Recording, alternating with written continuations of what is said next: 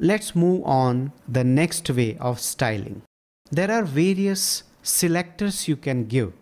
Now I just remove this particular styling. CSS also gives you the selector way. The selector way means you again have more ways to apply CSS. Let's say you wanted to apply CSS, but right now you have only 2 rules here, that is color and font. How about you have 10 settings? How clumsy the code will look if you give all the settings inside this style as an attribute, right? It will look really clumsy, very messy code. You would not do that. Instead, CSS gives you a way where you can define classes. You can define basically group of rules, group of CSS settings, which later on you can apply. How? Let's see that. Now I am removing this style, that is the attribute which I have given. Let's remove this. If you want to give the other way, then first of all, you have to mention a tag called style tag. And also remember, this style tag comes inside the head section. It doesn't come inside body. And inside this style tag, you can apply multiple CSS. The one which we saw was inline. Now we are going to see various selectors. Selectors like element selector, class selector, ID selector, etc. I give H1 here. And then I wanted color to be blue and I wanted font size to be, let's say, 30 pixels. So here I am using a selector called element selector. Why is it element selector? Because H1 is an element. It is an HTML element, isn't it? So H1, because H1 is an HTML element, I can say that I have chosen the way of CSS is element. The way of choosing or the way of applying CSS is called as CSS selector. How am I going to apply? Which selector I am going to use? I am going to use element selector. That's how I say here. So here I have the element selector. This means in this entire page, wherever you have H1, this style is applied. Earlier, what happened? You applied style on this element, that was the inline way. It is meant for a specific element. But let's say you want to apply this style to all H1s in this entire page. Let's save this and see what happens. I just refresh.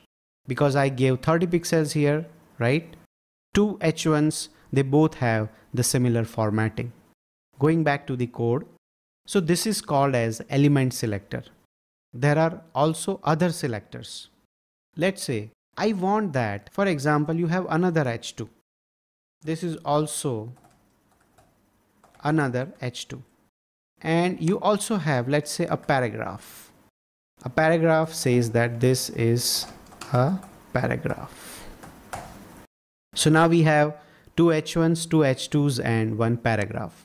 Assume that you want to have, or let's say you have some formatting here. The formatting is like, I have color, maybe red. Then I also have font size 40 pixels. There are 2 settings I want to give, that is the color red and font size 40 pixels. There might be some font family also, we will do that. But the point is, I want to give this particular setting on multiple types of elements. That is, if I give element selector, let's say I give H2 here, that means it will make all H2 red and 40 pixels.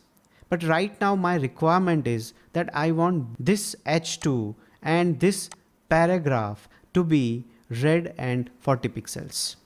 Then it means you have to go with some custom settings, right? The custom is I create a class, my own class. Let's say I give my own class, something like this. But because it is my own class, it is a custom class, I will give a dot at the beginning. The moment I give dot, that means I am creating, this is, see, there is nothing called MOC. There is nothing called MOC in CSS or HTML. So this is your own name. You decided this name and then you give all the settings you want. Let's say I want to give font family also. I'll say font family. I want to make it cursive.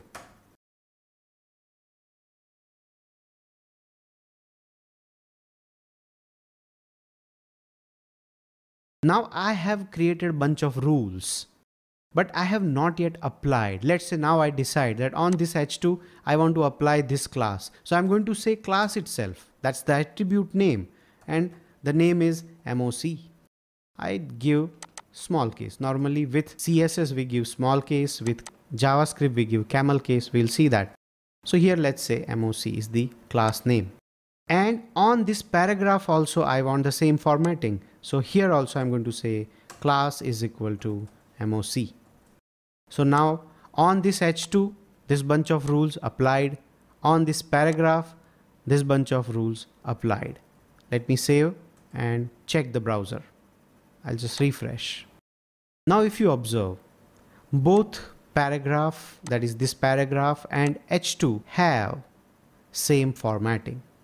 If I click on the inspect element, I click here, MOC is applied.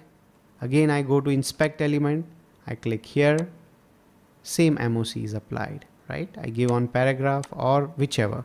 It is the same class. So when you say class, that means you have your own settings which you want to apply on multiple items. That's where you give the class selector. There is also an ID selector. So now let's move on. Let's try to understand what is an ID selector. Let me repeat what a selector is. Selector is the way you apply CSS. This is the element selector. This is the class selector. Now let's say I want bunch of settings. Like see, you did try a style tag, that is the inline way. But I also mentioned that when you give the style inline, the problem is the code will look very clumsy. So let's say you have a kind of paragraph probably, right? This is a unique one.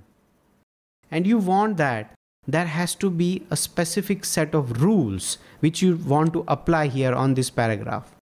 What you can do, I can create, let's say this is my unique set of rule which always is applied on a specific element and not more than one element. Remember that. Then you give the ID selector, right? So when you are creating an ID selector, you give a hash sign. So here I give a hash, let's say my ID or maybe my unique settings. This is the ID selector. It's a kind of class, that is bunch of rules you have. But when you are giving the ID selector, that is, you give the hash sign. Now here I want the color should be, let's say, again, I give navy blue or something like this, right? Let me also change the font size. Font size I give, let's say 40 pixels. Font family, I want to give Courier. Now you have to decide where you want this ID. But remember, class we could apply or we did apply on multiple elements. I just used 2 elements. You can have 100 elements. But ID is something which you should apply for a specific element only. See, browser will never give you any error.